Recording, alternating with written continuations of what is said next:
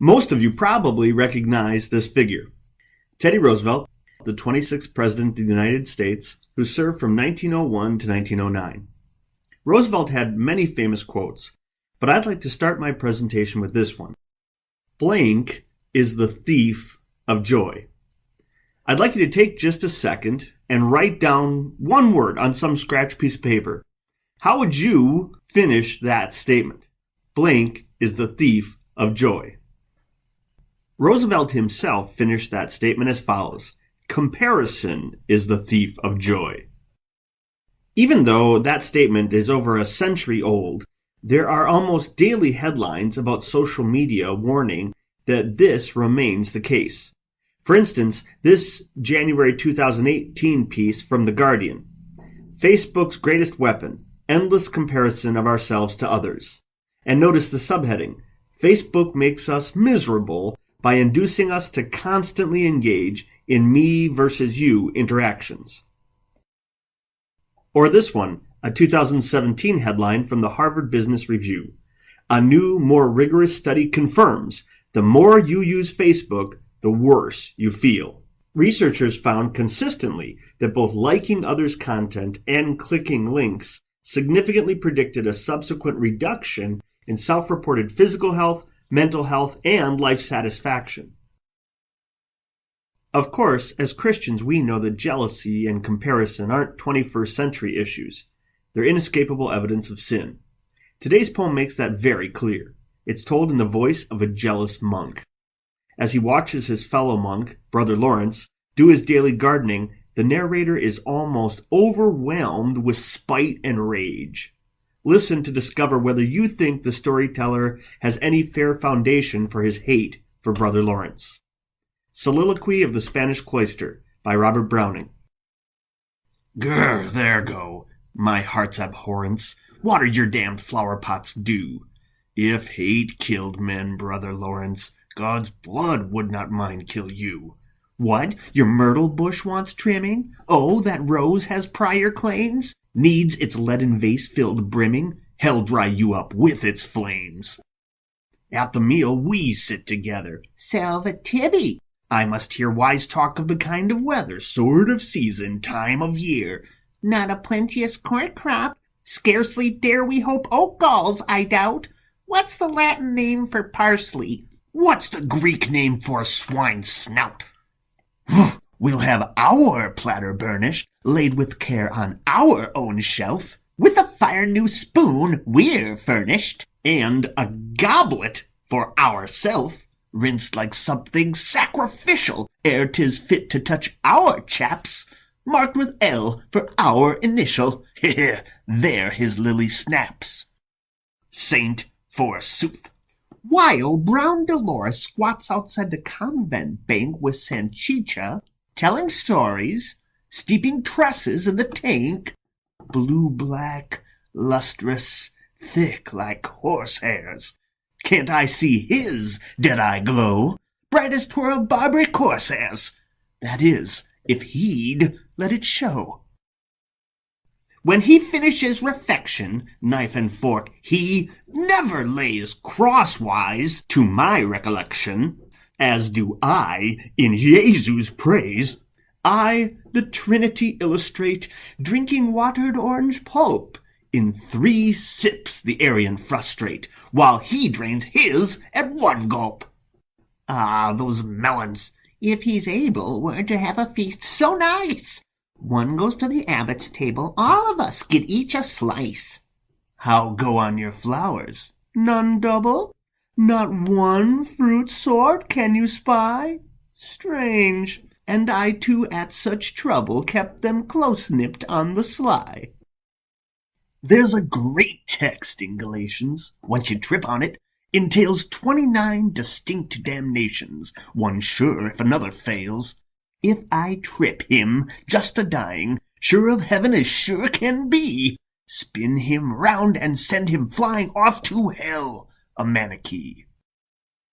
Or my scrofulous French novel on grey paper with blunt type, simply glance at it, you grovel hand and foot in Belial's gripe. If I double down its pages at the woeful 16th print, when he gathers his green gages? Opa sieve and slip it in't?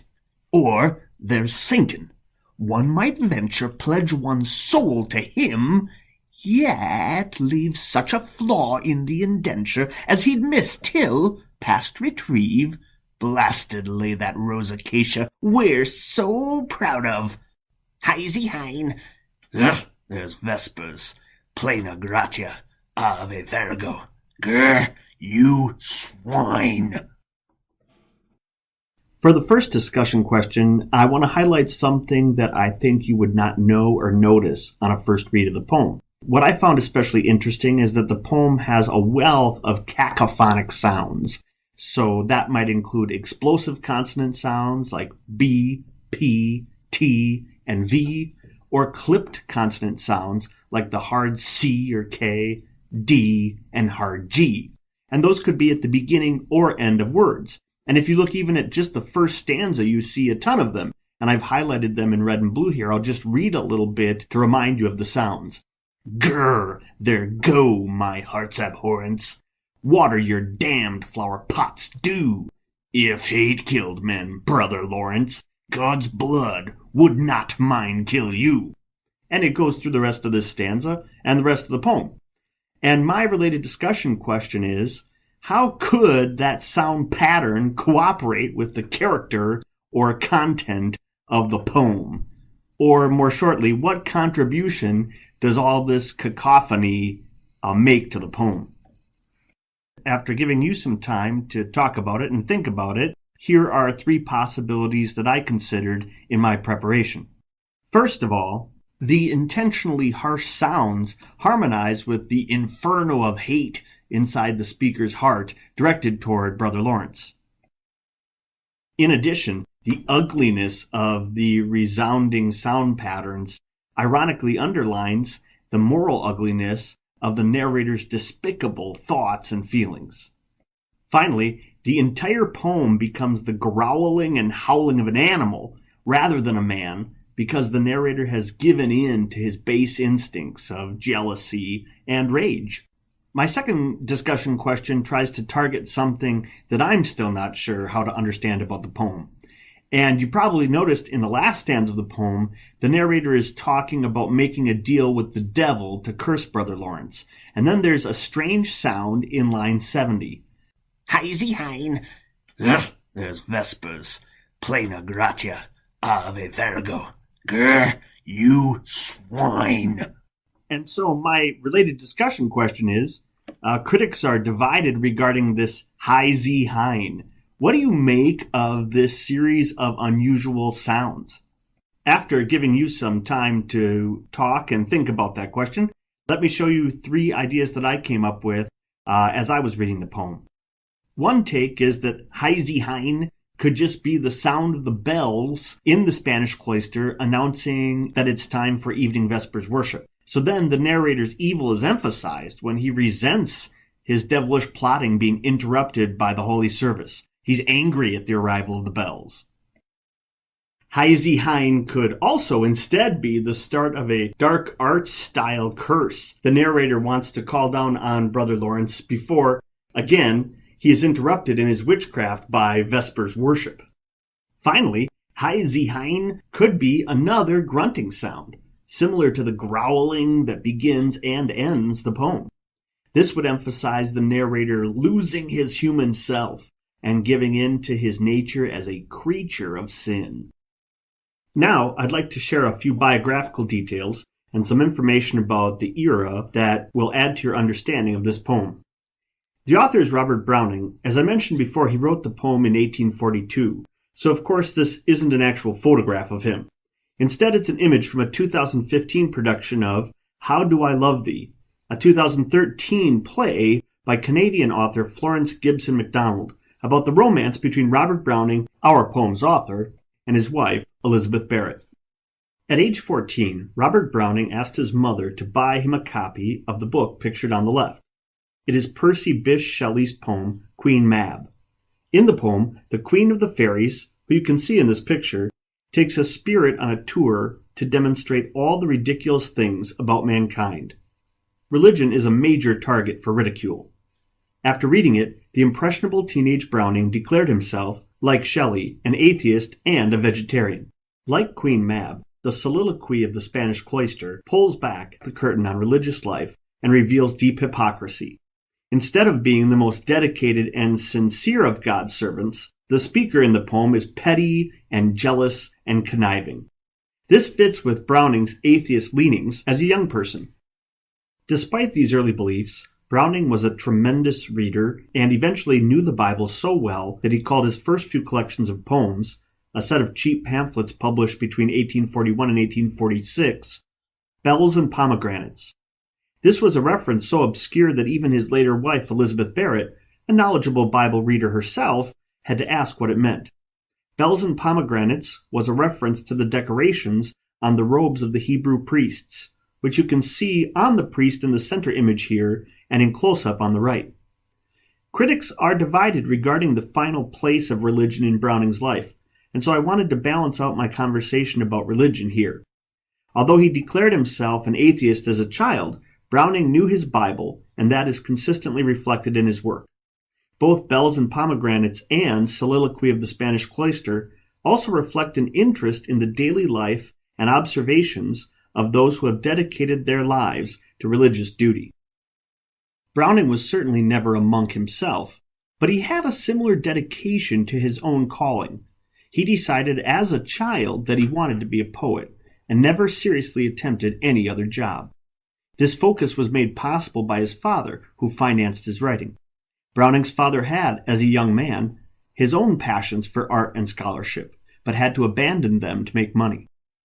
The life of a monk may seem far from the life of an author that flirted with atheism, but like monks, Browning spent his days and nights from a very early age studying the art and craft of language. Texts, the Bible, and then others were the most important thing to him. This poem also gives us a chance to talk about different ways Victorians, and specifically Robert Browning, used books. Browning was a believer in bibliomancy, that is, using a book like a magic 8-ball. You'd ask a question, then turn to a random page, close your eyes, and circle a section of the text with your finger. Supposedly, the answer to your question waited in that very passage. If you've read The Moonstone by Wilkie Collins, Gabriel Betteridge follows this practice frequently with Gulliver's Travels. The idea of bibliomancy fits with Browning's resistance of traditional religion displayed in this poem. It also fits with an attraction to mystic spells demonstrated by the vengeful narrator as he plots to use dark arts against his rival, Brother Lawrence. In 2012, Charles Dickens' 200th birthday was celebrated around the world, but that year also marked the 200th anniversary of Robert Browning's birth. Robert Browning was, in fact, a dear and valued friend of the novelist. For Dickens' 200th, there were celebrations, exhibitions, festivals, and many other events, while the fanfare for Browning was comparatively very slim. Dickens himself appreciated Browning's work and wrote enthusiastically about the poet in his correspondence. So it's ironic that in death Dickens would shove his good friend Browning out of the limelight. This poem is about two men in the same line of work, a relationship in which one is greatly jealous of the other. I like to imagine the parallel between Charles Dickens, the master of the Victorian novel, and Robert Browning, master of the Victorian dramatic monologue. Even during their lifetime, Dickens was infinitely more popular than Browning. Did Browning ever, in his secret heart, conspire to end Dickens' great expectations with a single fatal blow? Thanks for giving me this chance to talk through Soliloquy of the Spanish Cloister by Robert Browning.